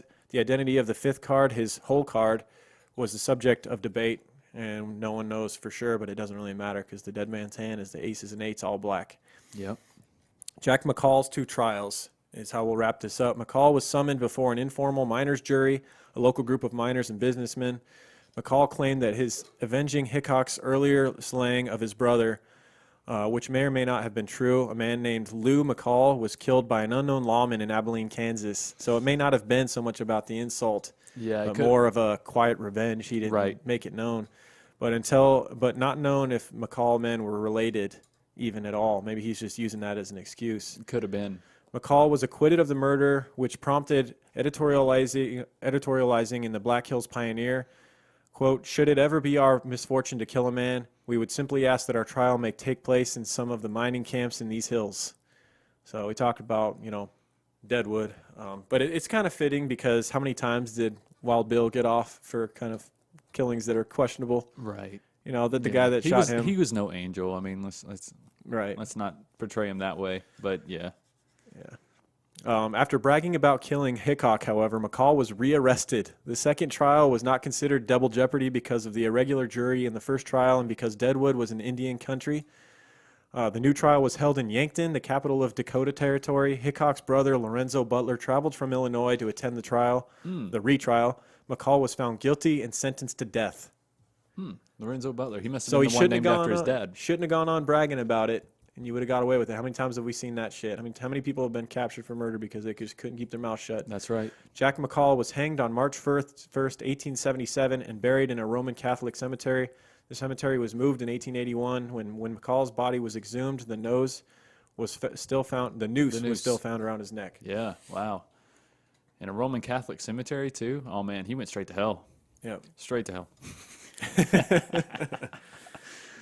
You want to talk just real briefly about Hickok's burial. Charlie Utter, Hickok's friend and companion, claimed Hickok's body and placed a notice on the local newspaper in the Black Hills Pioneer, which read, died in Deadwood, Black Hills, August 2nd, 1876, from the effects of a pistol shot, J.B. Hickok, Wild Bill, formerly of Cheyenne, Wyoming. Funeral services will be held at Charlie Utter's camp on Thursday afternoon, August 3rd, 1876, 3:00 p.m., all are respectively invited to attend. Almost the entire town attended the funeral. Wow. So that says something right there. Yeah. That in itself. If that's true, if the entire town attended the funeral. If not just to witness the legend, to say you were there at his funeral. Yeah. Hickok is currently interred in a 10-foot square plot in the Mount Moriah Cemetery, surrounded by a cast iron fence with a U.S. flag flying nearby. A monument has also been built there. So. No, that's fitting. I mean, he did do a lot of stuff. He fought in the war. Like, he fought for the Union. I think he was doing the right thing. Yeah. At least in his mind, most of the time. Yeah. He was doing what he thought was right. Yeah. And one of another interesting little side note, at the time of his death, Hickok was wearing a Smith & Wesson Model 2 Army revolver, a newly released 5-shot single-action 38 caliber weapon. That weapon was owned by Bonham's Auction Company and offered this pistol at auction on November 18th, 2013 in San Francisco. So you could have bought this gun back in 2013, described as Hickok Smith & Wesson number 2, serial number 29963, a 32 rim fire with 6-inch barrel, blue finish, and varnished rosewood grips. Ooh. However, the gun did not sell because the highest bid of $220,000 was less than the reserve. Oh my God! Was less than the reserve set by the gun's owner, so the owner found it not enough. Oh, bro, I'd have to let that go. Right? I'd have to let that go. Especially you already spent some time with it. What else can you get out of it? Like that, you get that cool feeling for a while, but like, how long can you stare? Make a copy of the certificate of authenticity and just hold on to that. Take a picture of yourself holding it. Yeah, you can do whatever you want. Like, if you just want bragging rights or whatever, be like, this is what I had, and sell that shit. $220,000. Yeah, I guess that's not that much in California. San Fran, that'll buy you like a fucking. Does that get you like a venti coffee at Starbucks? Maybe a Trenta, bro. Oh, okay. They got that new big size. It's like a bucket. It's like a bucket, like a KFC bucket of coffee. It's only like 20 cents more. So yeah, that's Wild Bill Hickok, guys. We guys hope you enjoyed it. We love traveling back to the Wild West. It's a lot of nothing- fun, It's nothing yeah. like that. You get that cool feeling inside, and I feel like the murder is a little milder. It is. It's fun murder, right? the Is mild that how murder- you, isn't that what you said earlier? We'll, It's we'll fun name this murder. episode "The Mild Murders of Wild Bill." Okay. All right. So, yeah, man, it was a fun one. It's just fun to record these. Yeah, it is. So yeah, we hope you guys enjoyed it. Let's get to some shout outs and some sponsors. And do we have another free one next week, or is it Patreon? What's going on next No, week? dude, this is our second free one, so we probably should do one more. Really? And then Right? a Patreon? I 4 in a think row? so. What more do you people want? Jesus, leave us alone. Gonna talk some Oh My Gaia? Sure, let's do it. Woo! Oh My Gaia is an innovative all-natural deodorant, fragrance, and beard oil company specializing in paraben and aluminum-free products. Their innovative line of deodorants inhibit the growth of odor-causing bacteria while maintaining effectiveness. At Oh My Gaia, they use only all-natural paraben and aluminum-free organic ingredients. There's tons of scents. Me and Lauren, we both use this. I love it. My whole family uses it, and there's a scent for everybody. What do you say? Including True Crime Pine with our fucking face on it? Which is the best scent. Duh. Duh. Yeah, it's got like our headshots Yeah, it's got our sticker logo. on the side, which is amazing. But that's on the website. But there's also vanilla, cherry almond, sandalwood, lavender, lemongrass, Egyptian musk, coconut, dreamsicle. She's got a new one that's barbershop. It's pretty awesome. Oh, I wanna try Like it. the sticker I on the need side looks some. like one of the barber poles Yeah, I need things. some of that. It's a really good one. I'm actually wearing that one today. I really like it a I lot. might have to smell you. Yeah. Okay. Fair enough. We'll do that after the show. But if you find something you like, you can use our code CREEPER, CREEPER, for 15% off of your order. And you can find her at Shop Oh My Gaia on Instagram or ohmygaia.com. That's OHMYGAIA.com. You won't regret it, guys. And if you're wondering, the beard oil is also good in your bush. It's safe. It's good for any hair. Safe for the bush. Bush oil. You could probably put it in your regular hair, your hair on your head if you want to. Just slick it back. Who knows? Maybe. I don't know. It would be all oily and stuff. There's also just regular scented oil too. It's not just beard oil for guys. You know, you can get scented oil. All right. All right. Covering all our bases here. We covered yeah, all right. In case this is your first True Crime Guys episode, Right. you don't know that we love Oh My Gaia, one of our favorite partners. We have not mentioned our Patreon today. Have we not? We have not, and it's pretty clutch, man. $2 a month gets you 16, 17 premium Yeah. episodes. Premium episodes that are all like A lot. They're all like 2 hours plus, pretty many much. hours, like 30 plus hours for $2. Guys, we always go above and beyond with those because a lot of them are big hitters. They're like Yeah. more popular names: John Wayne Gacy, Jeffrey Dahmer, Ted Bundy, and you then name it. even events like popular events like Ruby Ridge. Yep. Stanley Tookie Williams, who was the founder of the Crips. That was a super fun episode. So there's a lot of off the wall stuff in there. In our first Wild West episode, which we referred Billy to the today, Kid. Billy the Kid. That's actually one of the favorites. That's our response to that episode is what made us want to do another Yeah. Wild West episode. And we just did, 2.5 hours on H.H. Holmes? Close to Yes. 3, something like that? Yes, the original Triple H. Yeah, buddy. Yeah, plus we do interviews with creepers. So we Right. talk to people. We talk to Esther from Once Upon a Crime. That's on there. Yep. There's all kinds of fun stuff on there. Plus, you'll get in on the giveaway, which we can't post about publicly, Yeah. but there's a giveaway. If you're a patron member, you get in, you get thrown into the pot, and we pick one random patron. Right, and that happens at the first of every month regardless. Yeah, so get in now if you want in on next month's. That's right. You have to be an up-to-date patron. Patreon has actually stepped it up, so we're a lot more organized on there now. We can see who's up to date and whatnot. So, you have to be in good standing, and that's it. You just have to be in good standing and be a patron at the first, and you're eligible. Yeah, any level patron too. You don't have That's to be a right, $10 yeah. patron. If you're a $2 patron, you have just as good of a chance. Absolutely. Absolutely. However, there is perks. You can get the Gold Creep Van sticker if you're a $5 patron. Yeah, $5 or above. Which is in high demand. And then the Skype calls that Lauren was talking about earlier, that's $10. Yeah. But yeah, I think we might have one later today, possibly. Maybe, yeah. Okay, cool. All right, let's talk sticker donors. Thank you guys. If you go to truecrimeguys.com, Michael has revamped the website, by the way, and it looks fantastic. Yeah, it is. Podbean added some new Free what do you features call to where them? you can Yeah. update the Right, new so- themes. Yeah, new themes. So we Yeah. finally took advantage of that. It looks a lot better, we think. Right. It's a lot more vibrant. It's a lot more user-friendly. So Yep. check that out. Yeah, and so if you go to our website, you'll find a link. Is it on the side now? Where do you go for Yeah, you'll see a box right there on the right. It's got the merch and all that stuff. Creeper merch, Twitter, Facebook page, Patreon? I don't see stickers. You Go to have to Creeper add that. merch. Okay, if you click on that. Hold Yeah. on. I'm navigating this and finding out just as well as you Okay. guys what Michael did here. Let's You see it? No, you took us to the Redbubble page, Michael. What?